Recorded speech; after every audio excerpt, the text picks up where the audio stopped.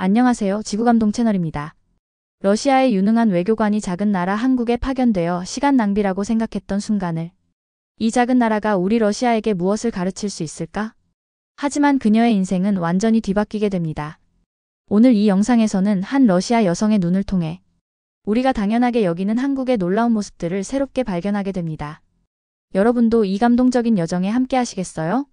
지금 바로 시작합니다. 안녕하세요. 저는 예카테리나 볼코프라고 합니다. 저는 32살의 러시아인으로서 항상 제 조국을 자랑스럽게 여겨왔습니다. 저는 러시아 외교부 산하 국제문화교류재단에서 일하고 있는데요. 이곳에서 저는 러시아가 다른 나라들과 관계를 구축하는 데 도움을 주는 중요한 일을 하고 있습니다. 매일 아침 모스크바 제 아파트 창문으로 바라보는 풍경은 저에게 자부심을 안겨줍니다. 러시아는 정말 광대하죠. 무려 11개의 시간대에 걸쳐 있습니다. 우리는 아름다운 문학, 강력한 기업들, 그리고 수세기를 이어온 풍부한 역사를 가지고 있어요. 제가 자랄 때 아버지는 항상 이렇게 말씀하셨습니다. 예카테리나, 러시아는 단순한 국가가 아니라 하나의 문명이라는 것을 기억하렴. 저는 그 말씀을 완전히 믿었습니다. 결국 어떤 나라가 우리의 광활한 영토, 웅장한 건축물 또는 문화적 보물들에 비교될 수 있겠습니까? 특히 작은 국가들에 대해서는 더욱 그렇게 느꼈습니다. 어떻게 그들이 러시아의 위대함에 필적할 수 있겠습니까? 이런 믿음은 1월의 추운 월요일 아침에 시험대에 올랐습니다. 제 사무실 창밖으로 눈이 부드럽게 내리고 있을 때 제 보좌관이 문을 두드렸어요. 페트로프 국장님께서 당장 만나고 싶어 하십니다. 그녀가 심각한 표정으로 말했습니다. 제 가슴이 조여들었습니다. 페트로프 국장님은 가벼운 미팅을 요청하는 분이 아니었거든요. 그는 회색 머리카락과 계산적인 눈빛을 가진 엄격한 사람으로 러시아 외교 분야에서 30년 동안 일하셨습니다. 제가 그의 사무실에 들어갔을 때 그는 잡담으로 시간을 낭비하지 않았습니다. 예카테리나 미하일로브나, 그가 러시아인들이 공식적인 자리에서 사용하는 부칭을 사용하며 말했습니다. 우리는 당신을 6개월 동안 재단의 대표로 한국에 파견하기로 결정했습니다. 저는 충격을 감추지 못했습니다. 한국이요? 저도 모르게 말이 튀어나왔습니다. 하지만 국장님, 제가 워싱턴이나 브뤼셀에 더 같이 있지 않을까요? 그곳들은 중요한 결정이 이루어지는 곳이잖아요. 페트로프 국장의 표정이 굳어졌습니다. 아시아에서는 중요한 결정이 이루어지지 않는다고 생각하시나요? 이런 사고방식이 바로 당신이 이 임무가 필요한 이유입니다. 저는 다시 말했습니다. 존경을 담아 말씀드리자면 국장님, 제가 한국에서 무엇을 배울 수 있을까요? 그곳은 너무 작은 나라잖아요. 그들의 전체 영토는 우리 러시아의 단 하나의 주에도 안 돼요. 그리고 그들의 기업들 물론 삼성이 좋은 폰을 만들긴 하지만 가즈프롬 같은 우리의 에너지 거인들에 비할 수 없죠. 페트로프 국장은 천천히 책상에서 일어났습니다. 그는 벽에 걸린 커다란 세계 지도로 걸어가 한반도 아시아 동쪽 가장자리에서 뻗어나온 작은 땅 조각을 가리켰습니다. 크기에 속지 마세요, 볼코프, 그가 조용히 말했습니다. 한국은 중국, 일본, 북한 사이에 중요한 위치에 있습니다. 그들의 문화적 영향력은 전 세계적으로 커지고 있어요. 그들의 여권은 우리보다 더 강력하죠. 그리고 분명히 당신의 관점은 넓어질 필요가 있습니다. 그의 어조는 이것이 제안이 아니라 명령임을 분명히 했습니다. 다음 주에 출발하세요, 그가 계속했습니다. 그쪽 문화부의 박진우 씨가 인천공항에서 당신을 만날 겁니다. 서울로 가는 비행기에서 저는 창밖으로 아래의 구름을 바라보았습니다. 제가 거의 아무것도 모르는 작은 나라에서 6개월이라니. 얼마나 시간 낭비인가요? 저는 모스크바에서 중요한 프로젝트를 진행할 수 있을 텐데 러시아 같은 강대국에게 가르칠 것이 있을 리 없는 작은 아시아 국가를 연구하는데 시간을 쓰게 될 줄이야. 단 6개월이야. 비행기가 인천국제공항으로 하강하기 시작할 때 저는 스스로에게 속삭였습니다. 6개월만 지나면 진정한 국제 외교로 돌아갈 수 있어. 제 인생이 곧 영원히 바뀌게 될 것이고 위대함, 힘, 그리고 존경에 대한 제 모든 믿음이 상상도 못했던 방식으로 도전받게 될 것이라고는 전혀 알지 못했습니다. 인천국제공항에 도착했을 때 저는 특별한 것을 기대하지 않았습니다.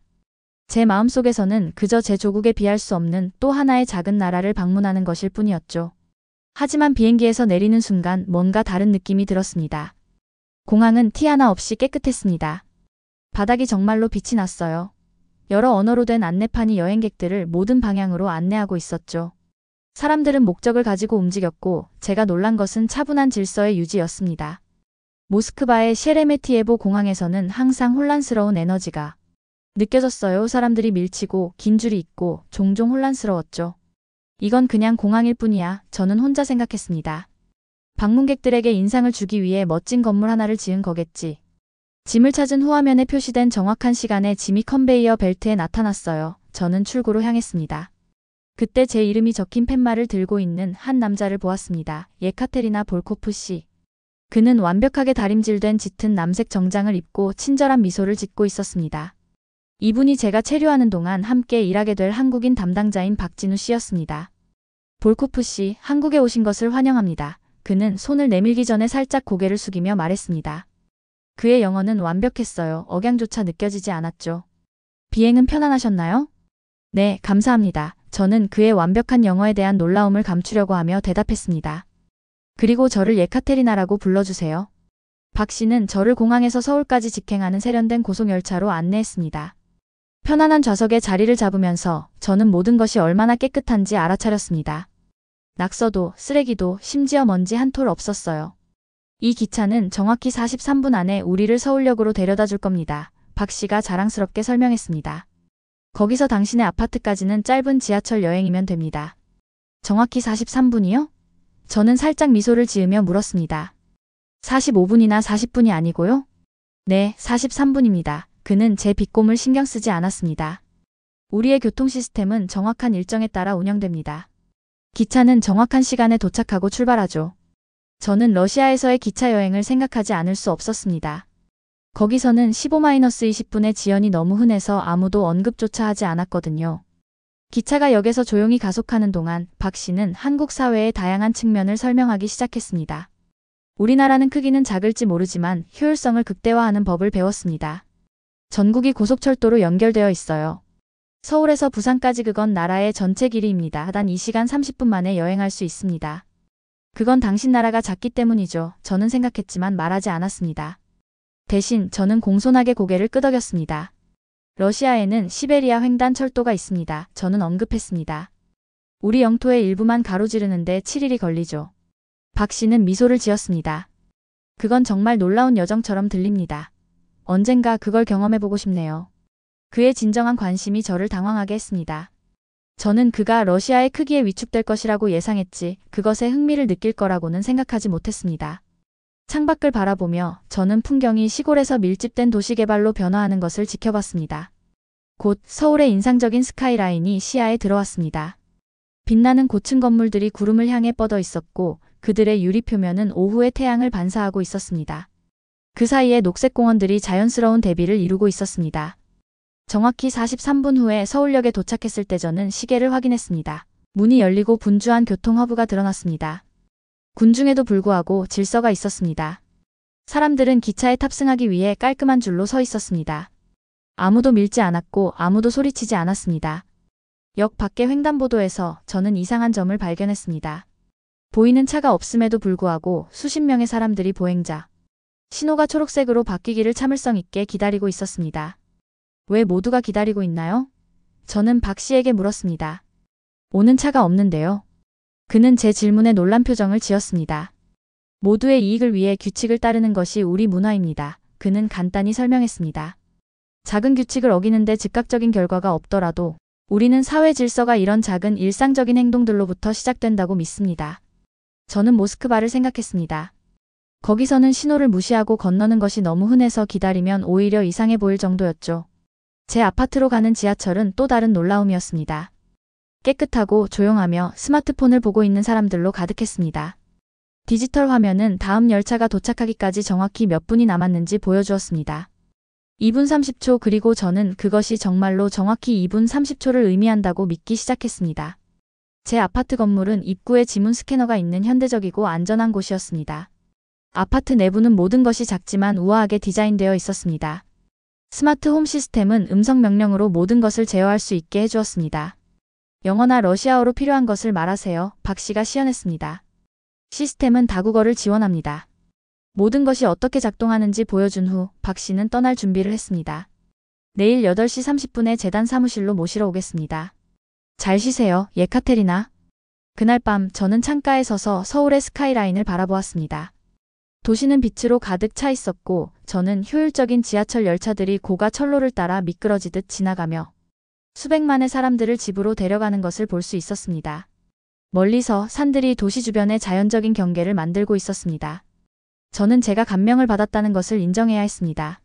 소리내어 말하지는 않겠지만 이 작은 나라가 어떻게 이렇게 효율적이고 깨끗하며 첨단 기술의 사회를 건설했는지에 대해 뭔가 놀라운 점이 있었습니다. 이건 표면일 뿐이야. 저는 스스로에게 상기시켰습니다. 아직 진짜 한국을 보지 못했어. 하지만 잠자리에 들 준비를 하면서 저는 아마도 제가 처음 생각했던 것보다 여기서 배울 것이 더 많을지도 모른다는 느낌을 떨칠 수 없었습니다. 나라의 크기가 전부가 아닐지도 모르겠습니다. 서울에서 3주가 지난 후 저는 한국 생활에 적응하기 시작했습니다. 매일 아침 저는 수천 명의 출근길 사람들과 함께 지하철에 탑승했는데요. 디지털 전광판에 표시된 정확한 시간에 항상 기차가 도착하는 것이 놀라웠습니다. 만약 기차가 단 1분만 늦어도 스피커를 통해 사과 방송이 나오곤 했죠. 모스크바에서는 5분 지연은 너무나 일상적이어서 아무도 알아차리지도 않을 정도였습니다. 어느 토요일 오후 박 씨는 저를 서울에서 가장 붐비는 쇼핑 지역 중 하나인 명동을 경험해보자고 초대했습니다. 여기서 서울의 진정한 모습을 보실 수 있을 겁니다. 그는 약속했습니다. 거리는 스킨케어 제품, 패션, 그리고 전자제품으로 가득한 상점들을 구경하는 사람들로 북적였습니다. 다채로운 간판들이 제가 이제 알아보게 된 브랜드들을 광고하고 있었죠. 전 세계적으로 유명한 한국의 화장품과 미용 제품들이었습니다. K뷰티는 우리의 가장 성공적인 수출품 중 하나입니다. 외국 관광객들이 페이스 마스크와 크림을 사기 위해 줄을 서 있는 상점을 지나가면서 박 씨가 설명했습니다. 한국의 스킨케어와 메이크업 제품은 세계적으로 최고 중 하나로 여겨지죠. 제가 막 대답하려는 순간 큰 목소리가 제 주의를 끌었습니다. 그 언어를 알아차리자 제 마음이 무너졌습니다. 러시아어였어요. 제 동포 무리가 소란을 일으키고 있었는데 큰 소리로 웃으며 다른 쇼핑객들에게 사과도 없이 밀치고 지나가고 있었습니다. 저는 즉시 얼굴이 부끄러움으로 달아오르는 것을 느꼈습니다. 다른 길로 가죠. 저는 그들을 피하고 싶어 박 씨에게 제안했습니다. 하지만 너무 늦었습니다. 상황은 더 악화되고 있었어요. 러시아 관광객 중 한 명, 빨간 얼굴의 뚱뚱한 남자가 길거리 음식 떡볶이라는 매운 떡이 담긴 종이컵을 흘렸습니다. 치우는 대신 그는 단순히 웃으며 컵을 발로 차버렸고 깨끗한 보도에 빨간 소스 자국을 남겼습니다. 이 한국인들과 그들의 이상한 음식, 그는 누가 듣든 상관없이 러시아어로 크게 말했습니다. 이미 술에 많이 취해 있었고 담배도 피면서 소리를 지르고 있었죠. 사람들은 피해 다녔고 주변에 큰 민폐를 주고 있었습니다. 한국인 여성은 그의 말을 이해하지 못했지만 그의 어조는 분명했습니다. 그녀는 혼란스럽고 상처받은 표정으로 물러났습니다. 저는 모든 말을 이해했고 제 동포들이 이런 식으로 행동하는 것을 보니 사라지고 싶었습니다. 저는 박 씨를 흘끗 보았는데 그의 눈에서 판단의 시선을 기대했습니다. 정말 죄송합니다. 저는 그에게 속삭였습니다. 그들이 모든 러시아인을 대표하는 건 아니에요. 다른 사람들을 위해 사과하지 마세요. 그는 친절하게 말했습니다. 모든 나라에는 여행 중에 그들 나라의 좋은 이미지를 대표하지 않는 시민들이 있습니다. 하지만 그 사건은 저에게 남았습니다. 그날 저녁 제 아파트에서 저는 수치심을 떨쳐버릴 수 없었습니다. 저는 러시아인들이 해외에서 어떻게 인식되는지 온라인으로 검색해보기로 했습니다. 제가 발견한 것은 가슴 아팠습니다. 수십 개의 기사와 포럼 게시물들이 러시아 관광객들을 시끄럽고 무례하며 현지 관습을 존중하지 않는다고 묘사했습니다. 세계가 정말 우리를 이렇게 보는 걸까요? 저는 빈 아파트에 대고 소리내어 말했습니다. 위대한 역사, 강력한 군사력, 톨스토이와 차이콥스키 같은 문화적 보물을 가진 러시아가 해외에서의 일반 시민들의 행동으로 판단받고 있었습니다. 제가 본 제 나라와 다른 사람들이 인식하는 방식 사이의 격차는 인정하기에 고통스러웠습니다. 저는 명동에서 보았던 한국 가족들에 대해 생각했습니다. 그들이 어떻게 줄에서 참을성 있게 기다리고 조용히 말하며 아이들에게 공공장소를 존중하도록 가르쳤는지에 대해서요. 저는 깨끗한 지하철역, 정확한 기차 시간표, 그리고 한국 곳곳에서 관찰한 세심한 주의와 디테일에 대해 생각했습니다. 처음으로 저는 러시아의 위대함제가 항상 크기, 군사력, 그리고 천연자원 측면에서 측정해왔던 것이 어쩌면 중요한 무언가를 놓치고 있는 것은 아닌지 궁금해졌습니다. 이 작지만 인상적인 나라가 마스터한 것으로 보이는 그 무언가를 말이죠. 다음 주 저의 전화기가 이른 아침에 울렸습니다. 모스크바에서 페트로프 국장이었습니다. 볼코프, 우리는 당신이 즉시 뉴욕과 파리에서 열리는 국제회의에 참석해야 합니다. UN 경제이사회와 OECD 정책회의에서 우리 재단을 대표하게 될 겁니다. 제 심장이 흥분으로 빠르게 뛰었습니다. 마침내 진짜 외교 업무군요. 이것은 세계 무대에서 저 자신을 증명할 기회였습니다. 한국 사무소에 박 씨도 참석할 예정입니다. 페트로프 국장이 덧붙였습니다. 문화교류 이니셔티브에 대한 우리의 입장을 조율하기 위해 그와 협력하세요. 저는 다음 며칠 동안 여행 준비를 했습니다. 미국과 프랑스 비자를 받는 과정은 정말 지치는 일이었어요. 서류 더미를 제출하고 대사관에서 인터뷰에 참석하고 큰 수수료를 지불하고 제 지원서가 승인될지 조마조마하게 기다려야 했습니다. 공항에서 박 씨를 만났을 때 저는 그가 얼마나 편안해 보이는지에 놀랐습니다. 비자 때문에 걱정 안 하세요? 우리가 비행기에 체크인하는 동안 제가 그에게 물었습니다. 그는 혼란스러운 표정을 지었습니다. 무슨 비자요? 미국과 프랑스 비자요. 저는 설명했습니다. 비자 과정이 너무 스트레스였어요. 박 씨는 부드럽게 미소 지었습니다. 저는 이 나라들의 비자가 필요 없습니다. 한국 여권 소지자들은 무비자로 입국할 수 있거든요. 저는 믿을 수 없다는 듯이 그를 쳐다보았습니다. 러시아의 단 하나의 주에도 안 들어가는 이 작은 반도가 러시아인들이 열심히 얻어야 하는 비자 없이도 시민들이 국가에 입국할 수 있는 여권을 가지고 있다니요? 이 차이점은 우리가 뉴욕의 JFK 공항에 도착했을 때 더욱 분명해졌습니다. 우리는 서로 다른 줄로 안내받았습니다. 저는 비자 소지자 줄로, 박 씨는 훨씬 짧은 비자 면제 줄로요. 2시간 동안 저는 느리게 움직이는 줄에 서서 박 씨가 단 15분 만에 입국 심사를 통과하는 것을 지켜봤습니다. 마침내 입국 심사관에게 도달했을 때 저는 질문 세례를 받았습니다. 방문 목적이 무엇입니까? 어디에 머무를 예정입니까? 미국에 얼마나 오래 머무를 예정입니까? 회의 정확한 날짜는 언제입니까? 언제 러시아로 돌아갈 예정입니까? 각 질문은 저를 더 긴장되게 만들었습니다. 심사관은 제 서류를 주의 깊게 검토하고 데이터베이스에서 제 이름을 확인한 후 마침내 의심스러운 표정으로 제 여권에 도장을 찍었습니다. 박 씨는 이미 짐을 찾아 참을성 있게 기다리고 있었습니다. 꽤 시간이 걸렸네요. 그가 말했습니다. 러시아인들에게는 항상 이런가요? 저는 좌절감을 숨기려고 노력하며 물었습니다. 다른 나라들은 서로 다른 관계를 가지고 있죠. 그는 외교적으로 대답했습니다. 그리고 이 패턴은 파리에서도 반복되었는데 프랑스에서도 같습니다. 경비원들이 박 씨에게는 미소와 함께 통과시키면서 저에게는 또 다른 집중적인 질문을 했습니다. 우리의 회의가 끝난 후 우리는 마지막 목적지가 있었습니다. 런던이었죠. 런던 시티 공항에서의 장면은 제 관점을 영원히 바꿔놓을 것이었습니다. 우리가 도착장에서 기다리는 동안 저는 입국 심사대에서 혼란을 일으키는 대규모 러시아 관광객 그룹을 발견했습니다. 그들은 줄 시스템을 무시하고 자리를 예약하기 위해 가방을 놓아두고 돌아다니다가 다시 돌아와서 줄에서 참을성 있게 기다리고 있던 다른 사람들을 제치고 나아갔습니다. 우리 가방이 여기 있었어요. 우리가 먼저였어요. 영국 여행자가 그녀의 새치기에 반대했을 때 모피 코트를 입은 러시아 여성이 소리쳤습니다. 또 다른 러시아 남성은 영어를 할 줄 몰라 러시아어 통역사를 크게 요구하고 있었습니다. 왜 러시아어를 모르냐고요? 그는 당혹스러워하는 입국 심사관에게 소리쳤습니다. 저는 부끄러움으로 움츠러들었습니다. 하지만 더 심각했던 것은 근처에 서 있는 한국 가족을 보는 것이었습니다. 부모님, 2명의 10대 자녀들, 그리고 연세가 많은 할머니가 줄에서 참을성 있게 기다리고 있었습니다. 10대들은 할머니를 도왔고 서로 부드럽게 이야기했습니다. 지팡이를 든 연세가 많은 영국 여성이 줄에 합류했을 때 한국인 아버지는 즉시 그녀에게 자리를 양보했습니다. 그 여성은 감사를 표했고 입국 심사관들은 이 작은 친절한 행동을 알아차렸습니다. 한국 가족이 카운터에 도달했을 때 심사관들의 표정이 눈에 띄게 부드러워졌고 그들의 입국을 빠르고 따뜻하게 처리했습니다.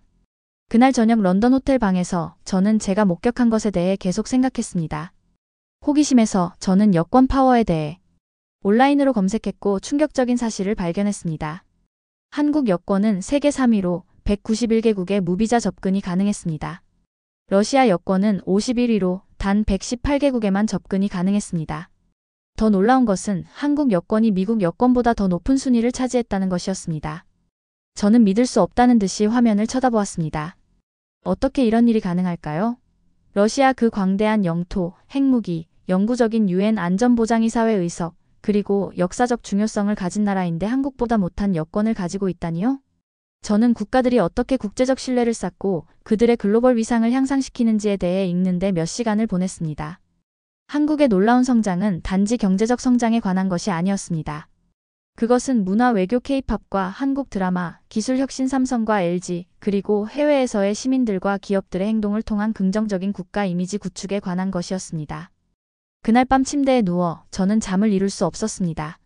제가 국가를 진정으로 위대하게 만드는 것을 믿었던 모든 것이 도전받고 있었습니다.